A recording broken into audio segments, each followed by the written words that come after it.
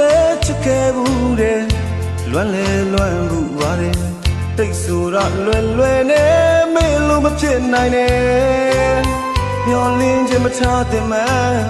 တီးပေမဲ့အတီးရနေတယ်ရှင်နာရီနဲ့တို့ချစ်တွေတူညီတယ်ဝေးခဲ့တာဘာကြောင့်လဲတို့ဘဝတွေကမကောင်းခဲ့ဘူးကွယ်ဘုံမြင်တွေသာဖြစ်ရင်ကောင်းလိမ့်မယ်တန်ရောတဲ့ညိုတွေမပြတ်နိုင်သေးတော့ခံစားရပါတယ်တကယ်ဆိုဝမ်းတစ်ခုဟာစီးရချထားခဲ့ပြီပဲ